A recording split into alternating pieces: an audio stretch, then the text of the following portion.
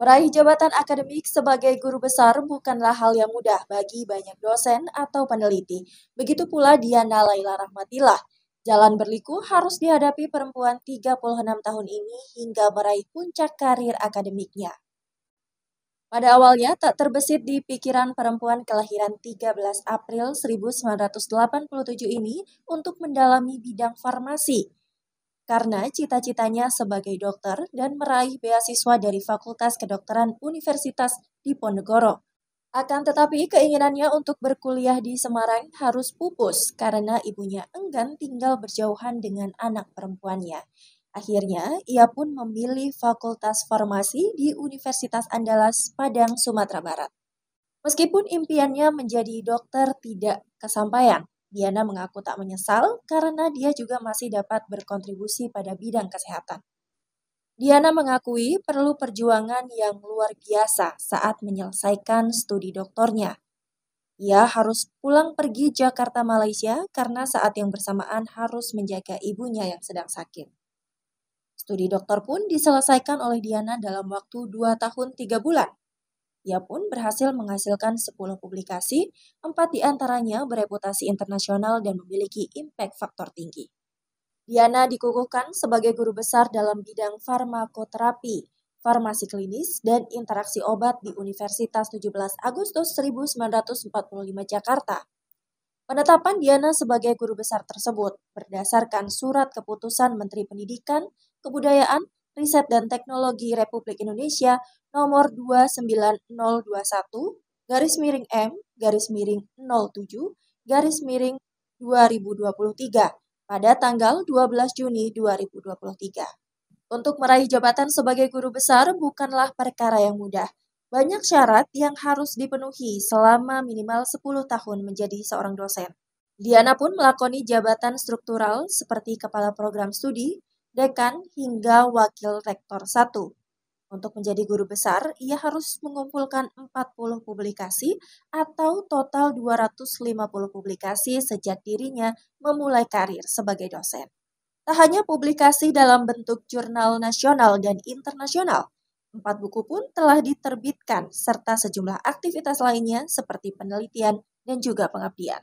Halo, apa kabar Sobat UTA dimanapun Anda berada? Senang sekali saya Dinar Aca dapat kembali hadir menjumpai Anda tentunya dalam program UTA Bicara, talkshow-nya UTA 45 Jakarta, ruang berbagi masalah terkini, meluaskan informasi dan temukan solusi. Sobat UTA, diskusi kali ini akan sangat menarik bagi Anda yang akan berkarir atau bahkan sudah berkarir di dunia akademik, karena akan memberikan motivasi dan inspirasi khususnya untuk Anda. Pencapaian guru besar atau profesor itu adalah puncak karir ketika kita berkarir di dunia akademik. Tentu untuk mencapai atau meraih gelar sebagai guru besar atau profesor bukanlah hal yang mudah. Salah satu syaratnya adalah minimal mengabdi selama 10 tahun. Belum lagi syarat-syarat yang lainnya. Nah, kali ini kita akan membahas mengenai pencapaian profesor di UTA 45 Jakarta. Untuk membahas tema yang menarik ini, Sobat UTA, tentunya saya tidak sendiri. Saya akan ditemani dengan 2 narasumber saya yang hebat-hebat dan sudah ada di studio pada kesempatan kali ini. Yang pertama, saya perkenalkan ada Ibu Profesor APT Diana Laila Rahmatillah, MPharm PhD. Apa kabar Ibu? Baik. Terima kasih Prof. Diana sudah hadir di studio bersama kami. Sobat UTA, perlu saya perkenalkan, Prof. Diana, beliau adalah guru besar dalam bidang farmakoterapi, farmasi klinis, dan interaksi obat di UTA 45 Jakarta yang telah ditetapkan oleh Kemdikbudristek pada tanggal 12 Juni 2023 yang lalu. Prof. Diana juga dikabarkan gitu ya, Prof, sebagai profesor termuda nih, sekaligus sebagai Wakil Rektor 1 Bidang Akademik di UTA 45 Jakarta. Terima kasih Prof atas kehadirannya. Ya. Selain Prof Diana, Sobat UTA, ada juga narasumber saya yang kedua yang tidak kalah hebat. Beliau adalah Bapak Michael Matthew. Selamat siang Bapak, apa kabar? Siang, baik. Salam kenal.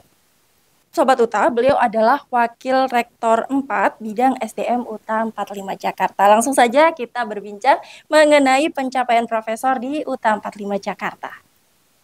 Prof Diana, Banyak sekali artikel yang saya baca di media sosial, media online, dan media-media lainnya, bahwasanya Prof. Diana ini dinobatkan sebagai salah satu profesor termuda di Indonesia. Bisa dikatakan juga waktunya sangat cepat nih Prof untuk bisa mendapatkan gelar gitu ya, meraih profesor. Boleh diceritakan Prof, sudah berapa lama Prof ini berkarir sebagai seorang dosen? Oke, terima kasih Bu Dinar. Saya berkarir sebagai dosen itu sejak Februari 2013. Jadi kalau bisa dikatakan sudah 10 tahun. Sehingga ketika saya submit itu memang kurang 10 tahun. Jadi memang 5 kali revisi itu salah satunya adalah kurang dari 10 tahun. Karena memang undang-undangnya adalah 10 tahun. Dan setelah lewat daripada 10 tahun itu barulah Juni ya 2023 mendapatkan SK penetapan guru besar. Ya, luar biasa sekali. Prof, saya tidak akan tanya seperti apa perasaannya, pasti sangat bangga, kemudian ya senang ya Prof ya usaha kita atau usaha Prof ini sudah berhasil seperti itu. Jadi sangat inspiratif dan motivatif. Kita tanya pendapat Pak Michael. Prof Diana adalah profesor termuda, apalagi di Universitas 17 Agustus 1945 Jakarta. Menurut Pak Michael, Prof Diana ini sosok yang seperti apa sih Pak? Prof. Diana, baik. Prof. Diana ini menurut saya adalah sosok yang tangguh, tegar, dan pantang menyerah pastinya ya. Mungkin kata-kata bagusnya itu adalah kiasu. Kiasu di mana pekerjaannya itu selalu diselesaikan dengan lebih cepat jauh daripada deadline yang diberikan. Luar biasa. Kalau terkait pencapaiannya sebagai profesor termuda nih, Pak Michael, seperti apa? Pastinya sangat membanggakan. Pastinya untuk Profesor Diana sendiri serta juga untuk UTA 45 itu adalah sesuatu pencapaian yang sangat membanggakan dan sangat mengharumkan nama UTA 45. Baik. Prof, tadi sudah sempat cerita ya Prof, 10 tahun kan artinya untuk bisa meraih gelar sebagai profesor atau guru besar di UTA 45 Jakarta. Kemudian Prof juga selama 10 tahun itu tidak hanya sebagai dosen, tapi juga sebagai dekan, kaprodi juga pernah, kemudian banyak sekali kegiatan yang Prof ikuti untuk bisa meraih dalam waktu yang cepat 10 tahun kan minimal ya Prof ya. Iya. Apa saja sih Prof tips-tipsnya? Kemudian bagaimana cara membagi waktunya antara karir, pekerjaan, dan lain sebagainya? Ya. Dalam 10 tahun ini yang saya lakukan adalah saya fokus untuk apa yang saya inginkan. Setiap harinya saya pasti memiliki deadline. Deadline yang memang saya katakan kepada diri saya sendiri, hari ini goal saya sampai mana. Oke. Jadi ada list gitu ya Prof? Ya, ada list. Kemudian upaya-upaya Prof yang dilakukan, kira-kira apa saja nih Prof? Upaya-upaya yang dilakukan tidak hanya tenaga ya, tidak hanya butuh perhatian. Ya. Banyak sekali yang harus kita lakukan untuk mencapai mimpi kita. Kita juga harus mau berkorban. Pertama yang saya lakukan adalah fokus dengan bidang saya, mengekspan kolaborasi, karena untuk menjadi profesor itu kita tidak bisa sendirian. Kita harus membuat suatu kolaborasi, research collaboration, publication collaboration dengan teman-teman yang lain. Lalu juga kita harus menggali lagi, kita passionnya di mana. Okay. Kalau kita tidak punya passion, kita nggak akan bisa untuk menyenangi apa yang kita lakukan. Prof, tentu di sela-sela kesibukan Prof, pasti banyak ya Prof ya, kegiatan dan lain sebagainya. Kemudian bagaimana sih Prof membagi waktu antara pekerjaan, karir, kemudian hal-hal yang Prof senangi? Kira-kira ada nggak Prof dari Prof sendiri hal-hal yang Prof senangi itu yang seperti apa sih? Jadi misalnya hobi atau ketika burnout ngapain gitu Prof, nonton atau seperti apa? Ini saya pengen tahu sekali nih. Pasti Sobat Uta juga pengen tahu nih di sela-sela kesibukan ada nggak Prof untuk menyisihkan waktunya melakukan hal-hal yang Prof senangi? Ya, jadi begini Bu Dina, saya kalau misalnya kerja, saya pasti akan fokus kerja. Seperti halnya saya studi ya, S1, S2, S3 seperti itu. Ya. Tetapi ketika saya jenuh, saya pasti akan meluangkan waktu saya untuk me time, Me bermain. time, oke. Itu sangat penting. Jadi terkadang orang akan melihat ketika kita me time, nggak akan mungkin dia mencapai semua itu. Karena orang tidak tahu proses kita pada malam harinya. Ya, Ketika kita belajar, kita benar-benar fokus. Menggali semuanya. Saya orangnya, kalau misalnya saya tidak bisa, saya tidak malu bertanya. oke. Terus kalau misalnya saya bosan, saya juga tidak akan memaksakan diri untuk melakukannya. Oke. Pasti saya akan break sebentar. Lalu ketika saya ada deadline, saya orangnya sangat disiplin, Bu Dinar. Disiplin dalam arti kata ketika sudah ada schedule, besok jam sekian ada meeting, harus mengumpulkan tugas, saya pasti sudah selesai 2 hari atau 3 hari sebelum deadline. Oke. Jadi hal itu mungkin yang membuat semuanya itu lebih cepat ya. Bahkan kemarin pada saat pengajuan pun itu juga kita mengumpulkannya itu lebih cepat. Walaupun semuanya itu dihitung sesudah 10 tahun. Baik. Prof. Diana, banyak sekali nilai-nilai yang bisa saya petik tadi ya untuk bisa mencapai kesuksesan, salah satunya meraih gelar sebagai profesor. Ada disiplin, kemudian fokus, Iya. mau berkorban untuk hal-hal yang kita senangi tapi tidak menghilangkan. Iya, Tetap melakukan hal-hal yang Iya, kita senangi gitu ya, betul. Prof. Satu lagi kolaborasi. Iya, Selain mahasiswa pasti juga UTA berkolaborasi dengan UTA 45 Jakarta. betul. Termasuk juga Pak Mike pasti ada support nih untuk Prof. Diana bisa mencapai gelar sebagai profesor termuda di UTA 45 Jakarta. Kira-kira support dari UTA sendiri seperti apa Pak Mike? Baik, terima kasih. Pertama-tama pastinya support yang kami berikan adalah KPI Ya. yang akan kami evaluasi setiap 6 bulan sekali, di mana KPI itu sendiri akan memberikan gambaran untuk kita apakah Prof. Diana ini telah mencapai target-target yang akan membantu Prof. Diana sendiri. Mencapai target Ya. tersebut yaitu adalah memiliki gelar profesor, Ya. Serta pastinya juga emotional support. Emotional support. Ya. Seperti apa emotional support itu Pak Michael? Di mana pastinya kita akan bertanya atau menjadi tempat curhat dari Prof. Oke. Diana sendiri kalau memang ada masalah atau apapun itu yang menjadi pikiran, dan mencoba belum tentu memberikan solusi, atau hanya kita mungkin hanya bisa mendengar saja juga sudah cukup. Oke, jadi memberikan tempat atau ruang gitu ya Betul. Pak Michael ya. Pak Mike, saya dengar kampus UTA 45 Jakarta ini juga menggaungkan program dosen 10 tahun menuju profesor seperti yang sudah dicapai oleh Profesor Diana. Itu boleh dijelaskan Pak? Ya. Seperti apa prosesnya atau programnya?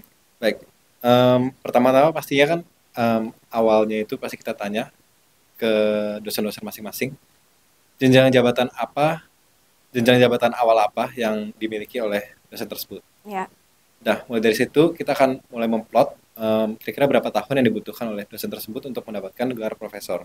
Oke. Contohnya, dosen A ini memiliki gelar AA, yaitu asisten ahli, di mana gelar AA ini untuk mendapatkan lektor kita maksimalkan di dalam 3 tahun. Setelah itu dari lektor ke lektor kepala menjadi 2 tahun, serta dari lektor kepala ke profesor selama 3 tahun. Baik. Nah, di situ kan kita bisa tahu. Tapi kalau mulai dari TP atau tenaga pengajar, nah itu akan kita mulai dalam waktu 10 tahun.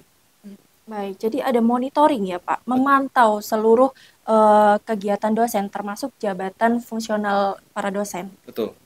Oke, Dan selain Ya. itu pun juga pasti kita akan monitor juga beban kerja dosen, serta mencoba untuk memberikan dosen tersebut kesempatan untuk mendapatkan beasiswa ataupun sertifikat dosen yang akan dibutuhkan untuk mendapatkan gelar profesor.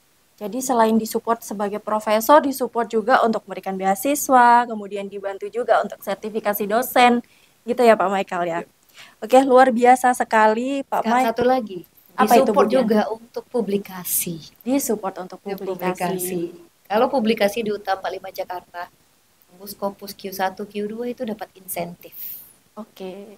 Ya, jadi karena memang syarat sebagai profesor itu kan adalah harus punya publikasi Scopus dengan impact faktor yang tinggi.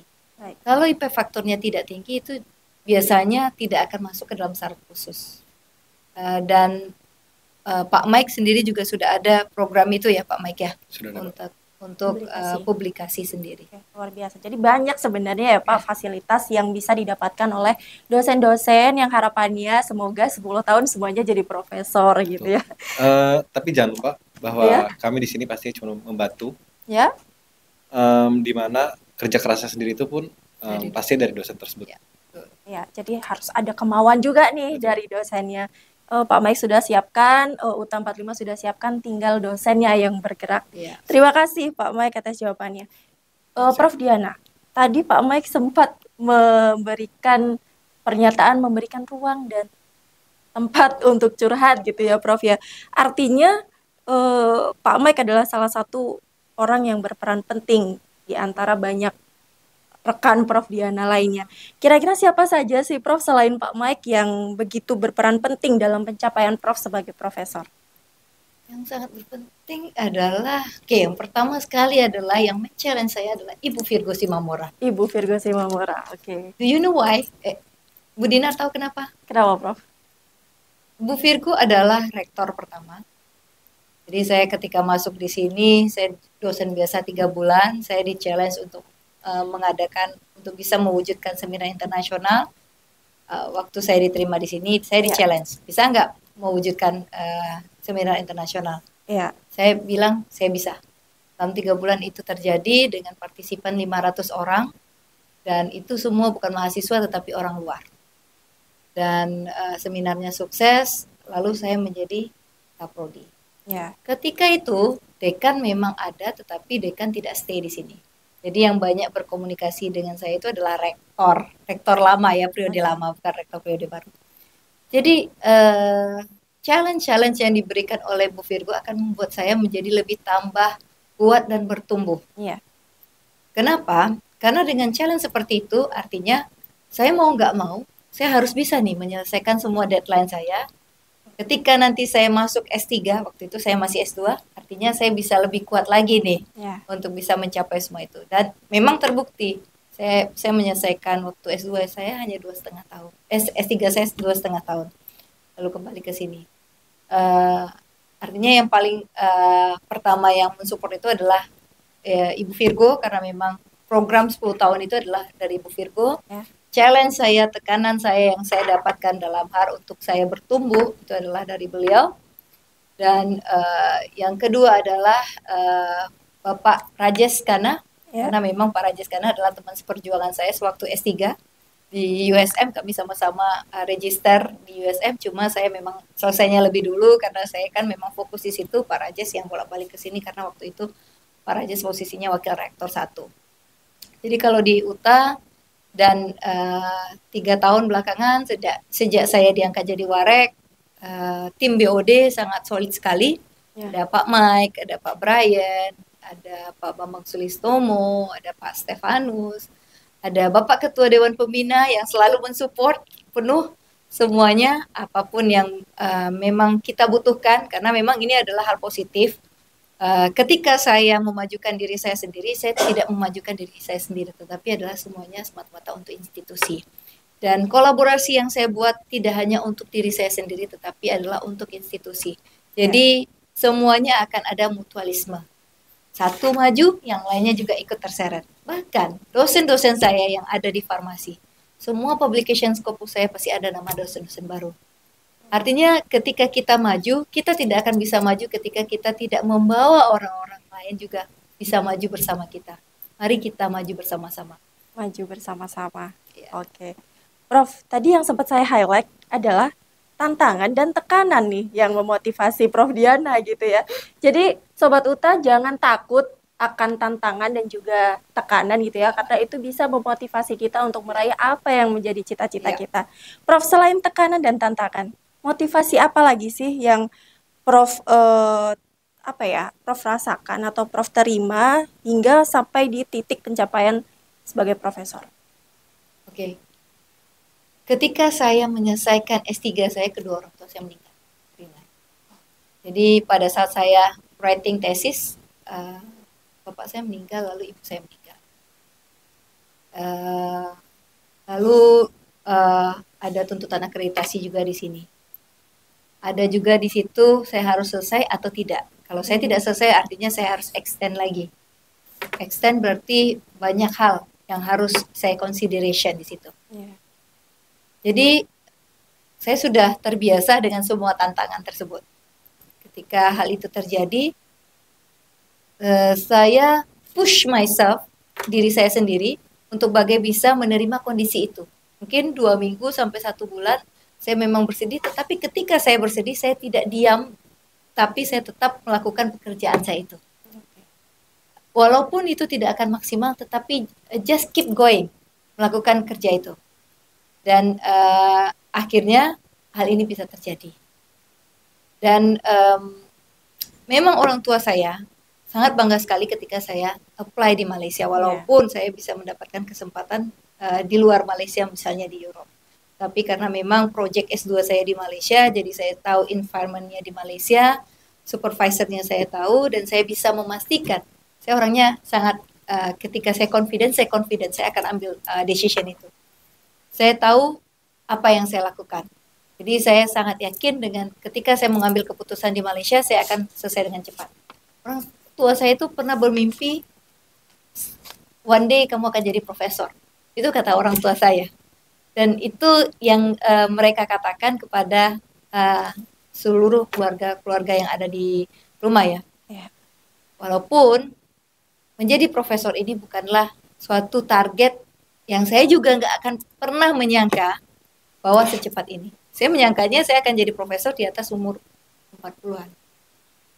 Tapi terkadang konsistensi itu tanpa kita sadari, kita sudah mendekati mimpi kita. Kuncinya adalah disiplin dan konsistensi. Ya, terima kasih Prof. Diana. Ini saya sampai speechless Sobat Uta karena saya juga merasa termotivasi dari apa yang Prof sudah katakan. Prof Diana, Pak Michael, kita akan masih lanjutkan perbincangan kita, tapi kita harus jeda sejenak. Sobat Uta, tetaplah bersama kami dalam program Uta Bicara, talkshow-nya Uta 45 Jakarta.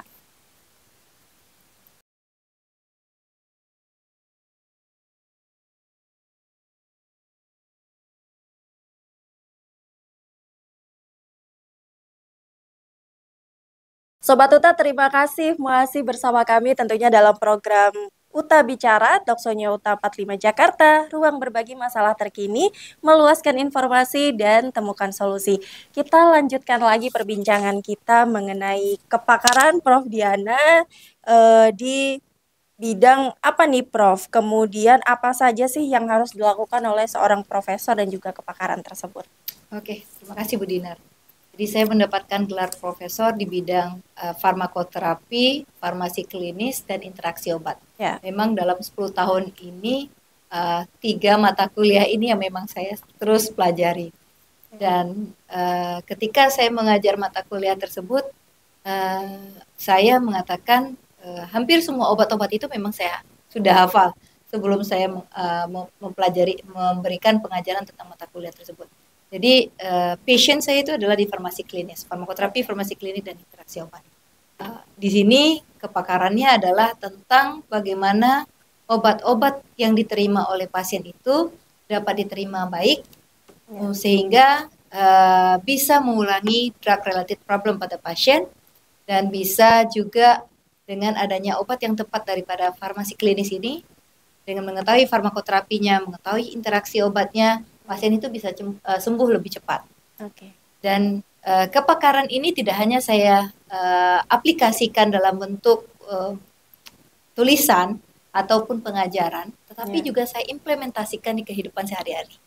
Jadi ketika ada sakit apapun itu, karena saya tahu saya adalah farmasi klinis, saya yang menganalisa dulu sebelum saya berkonsultasi atau berdiskusi dengan saudara-saudara saya yang juga adalah seorang physician atau dokter. Gitu. Baik. Kalau untuk profesornya nanti Prof Diana apakah masih akan tetap seperti dia membuat tulisan, harus melakukan buku atau seperti apa, bisa dijelaskan Prof? Kalau buku memang tetap itu merupakan kewajiban profesor. Riset juga, saya juga sudah memiliki ancang-ancang kemarin untuk buat satu kolaborasi riset besar antara saya dengan teman-teman lainnya saya sedang merancang proposalnya. Di tengah kesibukan sebagai wakil rektor 1, saya juga sedang memikirkan juga bagaimana bikin riset yang memang nantinya bisa lebih bermanfaat lagi. Kemarin kan sudah ada beberapa paten ya, mudah-mudahan paten itu bisa dikomersialisasi dan bisa diimplementasikan kepada masyarakat, karena memang kemarin kita melakukan uji praklinis. Dan nanti mudah-mudahan untuk riset-riset berikutnya bisa masuk ke tahap klinis dan bisa kita melakukan kolaborasi dengan pihak-pihak luar, dengan teman-teman saya dari farmasi klinis luar. Baik, terima kasih Prof. Diana.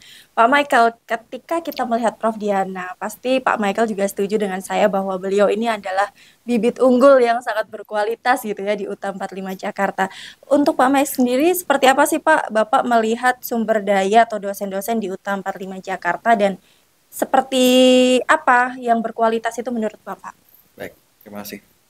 Pertama, menurut saya dosen-dosen di UTA 45 ini memiliki kualitas yang cukup baik ya.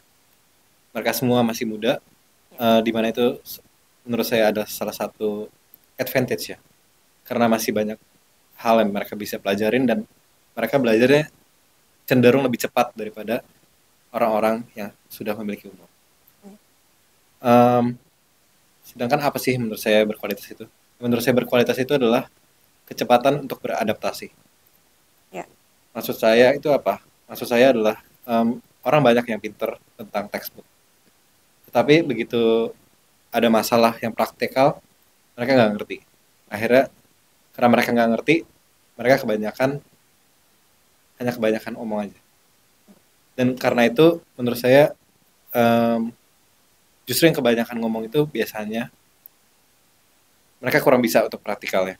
Sedangkan banyak orang yang praktikalnya hebat, dan mereka biasanya, kita harus gali dulu nih, baru mereka ketahuan kalau mereka itu sebenarnya expert di suatu bidang. Baik, jadi menurut Pak Mike, salah satu keunggulan atau poin plus yang dimiliki oleh UTA 45 Jakarta adalah dosen-dosen yang masih muda, kemudian mereka sangat cepat beradaptasi, banyak karyanya, seperti itu ya Pak. Nah, untuk bisa meraih dosen-dosen yang berkualitas atau meningkatkan kualitas dosen-dosen di UTA, apa saja sih Pak yang dilakukan oleh UTA 45 Jakarta sebagai Bapak sebagai Wakil Rektor 4 bidang SDM? Baik, terima kasih. Untuk mendapatkan bibit unggul yang Ibu katakan, pastinya kesejahteraan dosen-dosen itu adalah sesuatu yang sangat penting, ya, dan sesuatu yang saya sering dengar juga. Jadi pastinya, pertama kesejahteraan adalah sesuatu yang paling penting. Yang kedua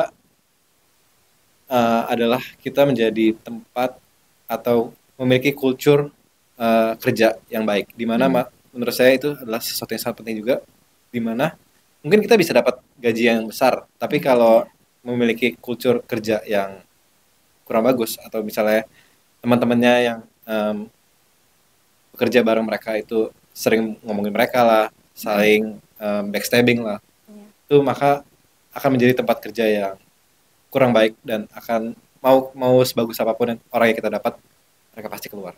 Baik, terima kasih Pak Mike. Melanjutkan dari Pak Mike, Prof. Diana. Tadi dosen UTA adalah dosen-dosen yang masih muda, kemudian aktif, berkualitas, mudah beradaptasi. Nah, kalau menurut Profesor Diana nih yang juga sebagai Wakil Rektor 1 di bidang akademik, seperti apa sih Prof melihat SDM atau rekan-rekan dosen lainnya yang ada di UTA 45 Jakarta? Oke, Bu Dinar. SDM yang ada sekarang itu jauh lebih baik dibandingkan SDM yang dulu, yang waktu saya bekerja pertama kali di UTA. Kita punya SDM yang berpotensi untuk menjadi someone someday. Ya. Tetapi mereka ini SDM yang pintar nih. Banyak lulusan yang dari Taiwan, kita punya banyak yang pintar-pintar semuanya, expert di bidang mereka. Satu hal yang saya harapkan daripada SDM saya adalah jangan pernah menyerah, apapun keadaannya itu. Kalau kalian ingin berhasil, jangan pernah menyerah. Seperti yang sering saya katakan ya, tantangan itu pasti akan ada. Jatuh bangun itu pasti akan ada. Tapi bagaimana kita bangkit daripada pada saat kita jatuh itu yang membuat kita mencapai tujuan kita, mimpi-mimpi kita. Jangan mau kita dikalahkan dengan keadaan sekitar kita sehingga kita akan berhenti stop. Ketika kita stop, itu sudah pasti kita tidak akan bisa mencapai mimpi kita. Jadi SDM yang unggul, yang berpotensi ini bisa menjadi bukan menjadi apa yang dia mau, tidak akan bisa mencapai impiannya kalau dia tidak memiliki mental yang kuat. Oke. Jadi mental yang kuat adalah kunci gitu ya, Kunci Prof? mental yang kuat. Karena dimanapun pekerjaannya. Bahkan kalau kita lihat di Singapura itu nggak ada istirahatnya kalau kita kerja ya. Iya. Bahkan kalau di tempat pekerjaan lain itu saing-saingan kalau untuk bisa mendapatkan KPI bagus. Jadi ketika kita memiliki mental yang kuat, disiplin, dan memiliki passion terhadap pekerjaan itu, pasti impian itu semua dosen-dosen UTA dalam 10 tahun mengabdi di UTA 45 Jakarta, saya pastikan bisa menjadi profesor. Oke, luar biasa sekali. Ini boleh tepuk tangan.